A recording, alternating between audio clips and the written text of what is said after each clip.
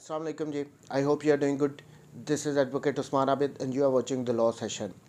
We are doing Karoon Shahadat order and we have already completed up till Article 55. Today we will do from Article 56 to Article 58. But before we start Article 56, I want to clear one thing here that article 54 to article 58 ये सारे article previous judgments orders और decrees से related हैं। ये articles हमें बताते हैं वो कब कब रेलेवेंट होंगे। आर्टिकल 54 और आर्टिकल 55 में अपनी प्रीवियस वीडियो में इसको हम कवर कर चुके हैं, बट अगर शॉर्टली इनको मैं यहाँ पे एक्सप्लेन करूँ तो आर्टिकल 54 में बताया गया था कि अगर किसी सिविल मैटर में एक जजमेंट ऑर्डर या डिक्री आ गई है तो उससे रिलेटेड सेकंड सूट फाइल नहीं किया जा सकता। अगर सेकंड सूट फाइल किया जाएगा तो वहाँ पे जो प्रीवियस जजमेंट और ऑर्डर या डिक्री जो होगी वो वहाँ पे सेकंड सूट में रेलेवेंट होगी, वो सेकंड सूट को बार कर रही होगी क्योंकि वहाँ पे रेस्ट जुडिकाटा अप्लाई होता है। देखें सिविल केसेस में अगर एक matter between the same parties on the same subject matter on the same cause of action on merit by the competent court decide हो चुका है तो हम उसका सेकंड सूट उसी कॉज ऑफ एक्शन पे फाइल नहीं कर सकते बिटवीन द सेम पार्टीज़। तो प्रीवियस जजमेंट जो है वो यहाँ पर रेलेवेंट होती हैं। सेम वे आर्टिकल 54 में ये भी कहा गया था कि अगर एक पर्सन को प्रोसिक्यूट किया गया हो, उस पर क्रिमिनल केस चलाया गया हो और उस केस में एक जजमेंट आ गई हो तो वो जजमेंट भी अगर उस पर्सन को दोबारा प्रोसिक्यूट किया जा रहा है, उसके अगेंस्ट कोई दोबारा क्रिमिनल प्रोसीडिंग स्टार्ट की जा रही है तो वहाँ पे वो रेलेवेंट होंगी क्योंकि एक पर्सन को एक ही ऑफेंस में दो दफ़ा ना तो प्रोसिक्यूट किया जा सकता है ना ही कन्विक्ट किया जा सकता है। सो आर्टिकल 54 में ये बताया गया था कि प्रीवियस जजमेंट ऑर्डर और डिक्री और जजमेंट जो है वो रेलेवेंट होंगे। आर्टिकल 55 में ये कहा गया था कि 4 टाइप्स ऑफ जजमेंट डिक्री और ऑर्डर जिनमें आ जाता है प्रोबेट से रिलेटेड, मैट्रिमोनियल से रिलेटेड, एडमिरलिटी से रिलेटेड या इंसॉल्वेंसी से रिलेटेड, ये 4 टाइप की जुरिस्डिक्शन को यूज़ करते हुए किसी कॉम्पिटेंट कोर्ट ने अगर कोई ऑर्डर डिक्री और जजमेंट पास कर दी है तो वो रेलेवेंट भी होगी, प्लस उसके साथ साथ वो कंक्लूसिव प्रूफ भी होगी कि उस जजमेंट ऑर्डर या डिक्री को डिसप्रूव करने के लिए किसी किस्म की एविडेंस आपको देने के लिए कोर्ट अलाउ नहीं करेगी। वो कंक्लूसिव प्रूफ होगा, वहाँ पे मैटर क्लोज है, उसको डिसप्रूव भी नहीं आप कर सकते। तो ये था article 55। Today we will now we are going to start article 56 relevancy and effect of judgments orders और decrees other than those mentioned in article 55। ये वही बात आ गई कि जो इस हेडिंग में ये बता दिया गया आर्टिकल 56 की कि आर्टिकल 55 में जो जजमेंट ऑर्डर और डिक्री वो तो रेलेवेंट भी हैं, कंक्लूसिव प्रूफ भी हैं, उनके अलावा जो दूसरी जजमेंट्स ऑर्डर या डिक्रीज होंगी ये उनसे रिलेटेड है। The article states judgments orders और decrees other than those mentioned in article 55। जो आर्टिकल 55 में 4 टाइप्स की जजमेंट्स ऑर्डर्स और डिक्रीज बताए गए हैं उनके अलावा बाकी आर रेलेवेंट इफ़ दे वो भी रेलेवेंट हैं if they relate to matter of public nature, वो भी रेलेवेंट होंगी अगर वो रिलेटेड हैं to public nature, relevant to the inquiry, but such judgments, orders or decrees are not conclusive proof of that which they state। Article 55 में कह दिया था कि वो 4 टाइप्स की जुरिस्डिक्शन में अगर किसी कॉम्पिटेंट कोर्ट की तरफ से जजमेंट डिक्री ऑर्डर पास कर दिया गया है तो वो रेलेवेंट भी है, कंक्लूसिव प्रूफ भी है। बट यहाँ पे आर्टिकल 56 में ये कहा गया है कि उनके अलावा अगर कोई और जजमेंट है आर्टिकल 55 के अलावा जो दूसरी जजमेंट्स होंगी वो रेलेवेंट होंगी, लेकिन वो कब रेलेवेंट होंगी जब वो रिलेटेड हों किसी पब्लिक नेचर के मैटर से जो मासेस से डील करता हो तो वो रेलेवेंट होंगी, पहली कंडीशन। और दूसरा यहाँ पे ये कह दिया है कि वो रेलेवेंट तो हैं बट वो कंक्लूसिव प्रूफ नहीं है, उन जजमेंट को डिसप्रूव करने के लिए उनके अगेंस्ट आप एविडेंस दे सकते हो। सो ये था आर्टिकल रिलेटेड जो इलस्ट्रेशन दी गई है, हम उसको देखते हैं, वहाँ से ज़्यादा क्लियर हो जाएगा matter. A sues B for trespass on his land, B alleges the existence of a public right of way over the land which A denies. A ने बी के अगेंस्ट एक सूट फाइल किया कि ये मेरे जो लैंड है इसमें से इसने ट्रेसपास की है। बी एलेज करता है कि नहीं, मैंने कोई ट्रेसपास नहीं की, ये राइट ऑफ वे है, पब्लिक राइट है कि वो यहाँ से, ये पब्लिक वे है, हम यहाँ से गुजर सकते हैं। ए ने उसका इनकार किया। अब यहाँ पे क्या होता है, the existence of a decree in favour of the defendant in a suit by A against C for a trespass on the same land in which C alleged the existence of the same right of way is relevant। अब यहाँ पे क्या हुआ, ए ने B के against suit file किया, इसने मेरी लैंड पे से ट्रेसपास किया है। इससे पहले ए ने एक सूट अगेंस्ट सी भी फाइल किया था, उसमें भी ए ने ये अलेज किया था कि इसने मेरी सेम लैंड पे से ट्रेसपास किया है, बट कोर्ट उसने सी ने अलेज किया था कि ये पब्लिक राइट है, हम यहाँ से गुजर सकते हैं। कोर्ट ने वहाँ पे डिक्री सी की फेवर में दे दी थी। तो ये जो डिक्री सी की फेवर में दी गई थी वो यहाँ पे रेलेवेंट होगी, जो ए ने बी के अगेंस्ट सूट फाइल किया है उसमें ये रेलेवेंट है, is relevant but it is not conclusive proof that the right of way exist. यहाँ तक ये कह दिया कि वो जजमेंट जो पास की गई थी ए और सी के केस में वो रेलेवेंट है ए और बी के केस में, बट वो कंक्लूसिव प्रूफ नहीं है कि ये राइट ऑफ वे ही है।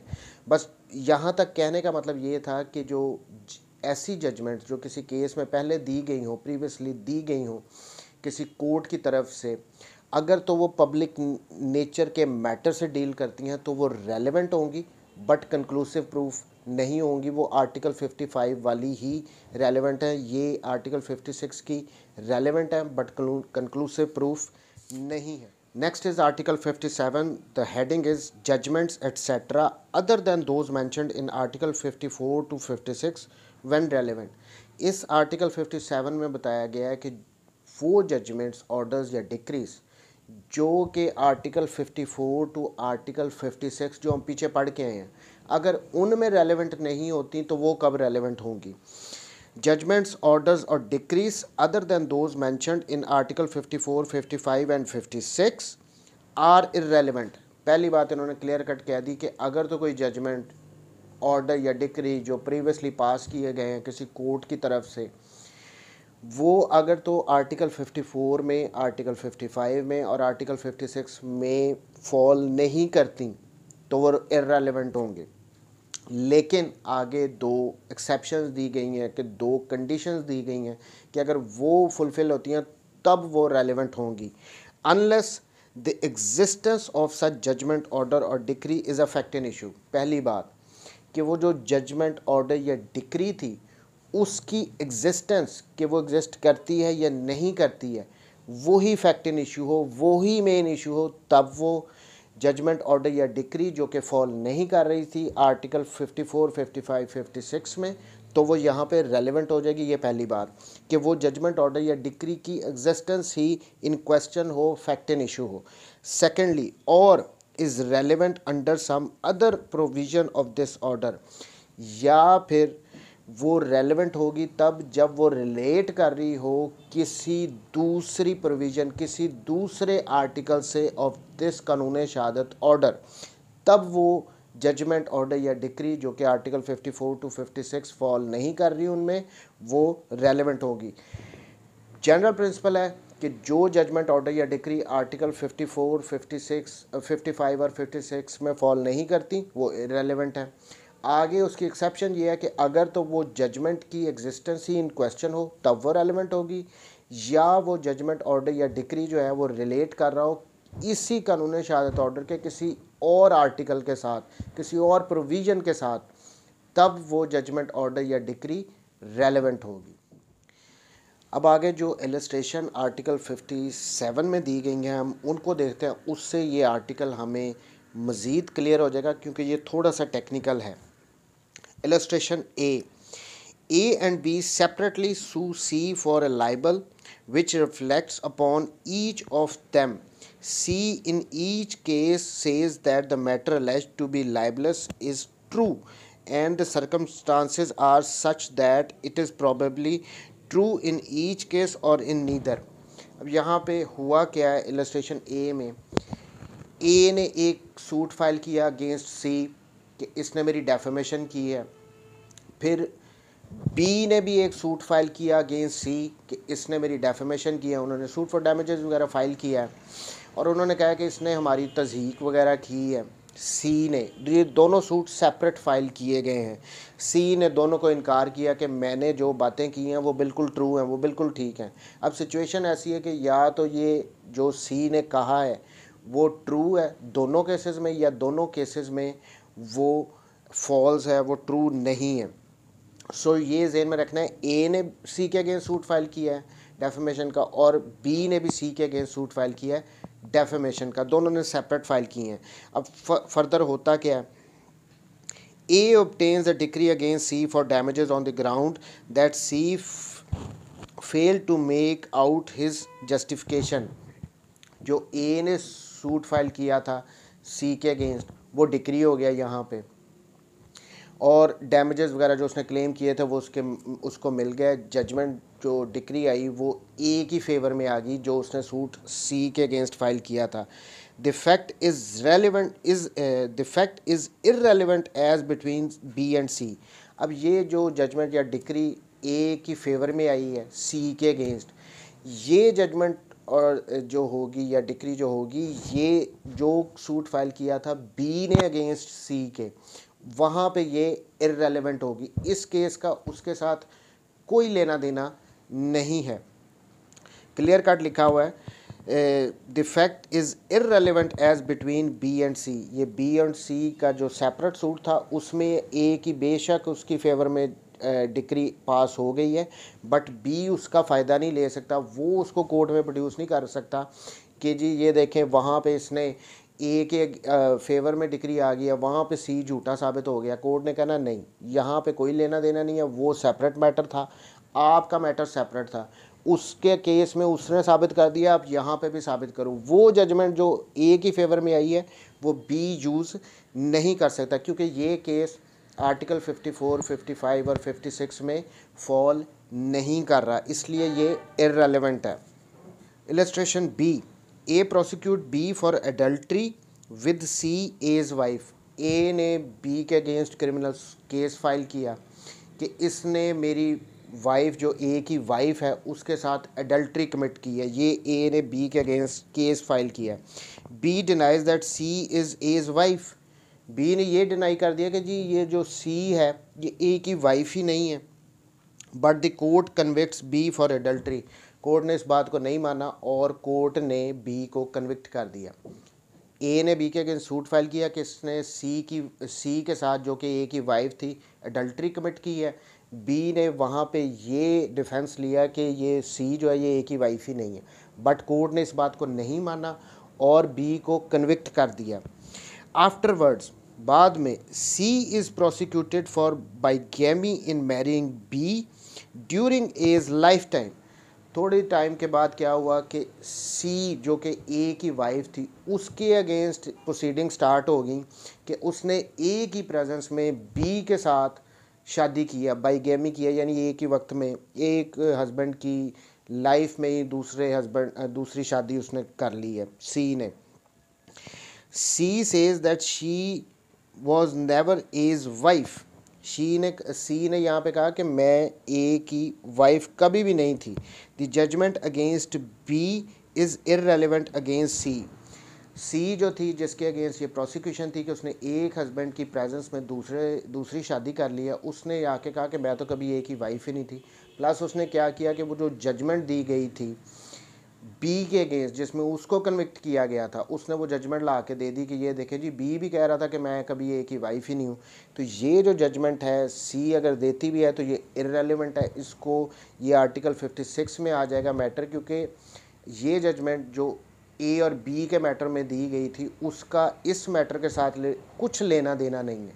वो एडल्ट्री का केस था, ये बाइगैमी का केस है, इसमें उसकी रेलेवेंसी बिल्कुल नहीं बनती। अब ये दो एग्जांपल्स थी जिनमें इररेलेवेंट थी judgements previously.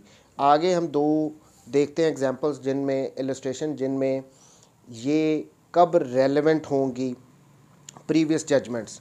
Illustration D, A has obtained a decree for possession of land against B, A ने बी के अगेंस्ट सूट फाइल किया और सूट फॉर पोजेशन था, उसमें ए की फेवर में डिक्री आ गई। C B son murder A in consequence, लेकिन जो सी था बी का बेटा था, उसने ए जिसकी फेवर में वो सूट फॉर पोजेशन की डिक्री आ गई थी उसको मर्डर कर दिया गया। The existence of judgment is relevant, यहाँ पे वो जो सूट फॉर पोजेशन में जो ए ने सूट फाइल किया था उसकी फेवर में जो डिक्री आई थी वो रेलेवेंट होगी। The existence of the judgment is relevant as showing motive for a crime, यहाँ पे चूँकि ये जजमेंट जो प्रीवियस दी गई है वो मोटिव को बता रही है कि इस वजह से बी के बेटे ने ए को मार दिया, तो वो रेलेवेंट होगी। देखें, दो कंडीशंस हमने पढ़ी थी ना आर्टिकल 57 में। नंबर 1 कि existence of that previous judgment decree वो क्वेश्चन में हो, वो फैक्ट इन इश्यू में हो, या वो जजमेंट या डिक्री वो रेलेवेंट तब होगी जब वो किसी आर्टिकल के अंडर मैटर रेलेवेंट हो रहा हो। फॉर इंस्टेंस अब आर्टिकल 21 हमने क्यूएसओ का पढ़ा था, वो मोटिव से रिलेटेड था। अब वो मोटिव को प्रूव करने के लिए अगर ये प्रीवियस जजमेंट को यहाँ पे प्रोड्यूस कर रहे हैं तो वो रेलेवेंट होगी। सेकेंडली, अब illustration F, A is tried for murder of B, A के अगेंस्ट चार्ज था, उसने बी का मर्डर किया, उसके अगेंस्ट ट्रायल चल रहा है। The fact that be prosecuted A for liable and that A was convicted and sentenced is relevant. अब यहाँ पे कि बी ने ए के अगेंस्ट पहले प्रोसिक्यूट किया था, उसको सज़ा दिलवाई थी, वो जो जजमेंट उस वक्त दी गई थी वो रेलेवेंट होगी under article 21 as showing the motive for the fact in issue. ये पहले बी ने ए के अगेंस्ट एक केस फाइल किया था, उसमें उसको सज़ा मिली थी, वो यहाँ पे मोटिव को प्रूव करने के लिए अंडर आर्टिकल 21 रेलेवेंट होगी। सो this was all about article 57। इसमें क्लियर कट अगर हम सम अप करें तो जो जजमेंट्स, ऑर्डर्स या डिक्रीज अंडर आर्टिकल 54, 55 या 56 वहाँ पे अगर रेलेवेंट नहीं हो रही, वहाँ पे अगर वो फॉल नहीं कर रही तो वो इररेलेवेंट होगी। लेकिन दो सिचुएशंस हैं, अगर तो वो डिक्री, ऑर्डर और जजमेंट जो है वो उनकी एग्जिस्टेंस क्वेश्चन में हो या किसी और आर्टिकल के अंडर वो मैटर रेलेवेंट हो तो वो जजमेंट रेलेवेंट हो जाएगी। जैसे अब पहले हमने जो दो इलस्ट्रेशंस की हैं उनमें वो जजमेंट इररेलेवेंट हो रही थी, बट जो एंड वाली दो की हैं हमने जजमेंट, उनमें वो जजमेंट्स रेलेवेंट हो रही हैं अंडर आर्टिकल 57 क्योंकि वो कंडीशंस को फुलफिल कर रही हैं। नाउ आर्टिकल 58, फ्रॉड और कलूजन इन ऑब्टेनिंग जजमेंट, यानी जजमेंट को लेने में जो प्रीवियसली ली गई है, जजमेंट किसी पार्टी की तरफ से उनकी फेवर में दी गई है, किसी किस्म का फ्रॉड हुआ है और इनकम्पिटेंसी ऑफ द कोर्ट, या जिस कोर्ट ने वो जजमेंट डिक्री वगैरह पास की हैं वो इनकम्पिटेंट थी, उसके पास ज्यूरिसडिक्शन नहीं थी, मे बी प्रूव्ड, तो यहाँ पे वो जजमेंट रेलेवेंट हो रही है। The article states any party to a suit or other proceeding, किसी सूट में, किसी सिविल सूट में या किसी भी किस्म की प्रोसीडिंग्स में may show that any judgment, order or decree which is relevant under article 54, 55 और 56, जो कि अगर कोई प्रीवियस जजमेंट डिक्री और ऑर्डर जो कि अंडर आर्टिकल 54, 55 और 56 वो रेलेवेंट हो रही है, and which has been proved by the adverse party, और जो मुखालिफ पार्टी है उसने उसको प्रूव किया था, was delivered by a court not competent to deliver it। पहली बात, जिस कोर्ट ने उस जजमेंट डिक्री या ऑर्डर को दिया था वो कम्पिटेंट नहीं थी, और was obtained by fraud और क्लूजन, या वो जजमेंट, ऑर्डर या डिक्री जो वो फ्रॉड के थ्रू, किसी क्लूजन के थ्रू वो हासिल की गई हों, तो यहाँ पे वो प्रीवियस जजमेंट्स रेलेवेंट होंगी, उनको डिसप्रूव करने के लिए प्रोड्यूस किया जाएगा। वो रेलेवेंट होगी सिर्फ ये साबित करने के लिए कि वो जजमेंट, डिक्री या ऑर्डर जो है वो फ्रॉड के थ्रू हासिल की गई थी, या फिर जिस कोर्ट ने उन जजमेंट या डिक्री या ऑर्डर को पास किया था वो इनकम्पिटेंट थी, उसके पास ज्यूरिसडिक्शन नहीं थी, इस वजह से वो जजमेंट, डिक्री या ऑर्डर उनको वो रेलेवेंट होंगी सिर्फ ये दो बातें साबित करने के लिए कि एक तो कोर्ट इनकम्पिटेंट थी, दूसरा फ्रॉड के थ्रू वो हासिल की गई हैं। So this was all about article 58 6 to 58। Thank you very much ji, take care, Allah.